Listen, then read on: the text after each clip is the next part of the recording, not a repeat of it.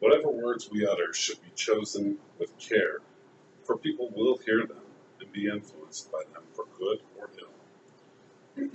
That quote comes from Buddha, and it is kind of just a statement that summarizes who I am. My name is Matt Birch, and today I'm just going to spend 4 or 5 minutes and introduce myself to you, my classmates. Today I'm going to talk to you about my personal life, my profession, and my education.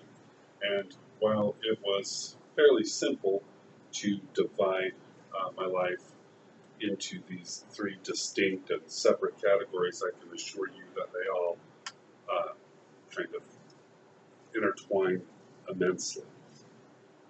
So first I want to talk to you just a little bit about who I am personally, about my family and my hobbies and stuff.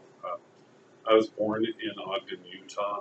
We moved to a small town in southeast Idaho at birth when I was about 7 years old, and I started there in first grade and graduated from Firth High School. I joined the military after high school, spent 5 years in the United States Air Force, and after my enlistment was up, I moved back to southeast Idaho to raise a family. We weren't back very long before we moved right back into the Firth School District, and that's where I live today. I've got two kids, 2 twin boys that are seniors in high school this year, and I've got a little 7-year-old who is in the 2nd grade. Here's a photograph of her. Let me see if I can get that. So you can see it. It's a little dark, but you can see how cute she is. And besides the 3 children, there's my wife and I, our Beagle, Peanut, and our 2 cats, Sassafras and Phoebe. My hobbies are pretty limited. There's 2 things I enjoy doing when I'm not at work or with my family, and that's fishing, which I do with my family, and taking classes. I am an education addict, and I'll talk a little bit more about that later. So now that you know a little bit about my personal life, let me tell you about my career, my professional life. I've worked here at Idaho State University for the past 17 years. I work in distance learning. I'm a full-time video instruction manager. I take care of the distance learning classrooms here on the Pocatello campus. And in addition to that, last fall, I was asked by the Communication, Media, and Persuasion Department to teach COM 1101, Principles of Speech. So I teach one section of COM 1101. I have, I'm starting my 4th semester of teaching that class. So that's my profession thus far.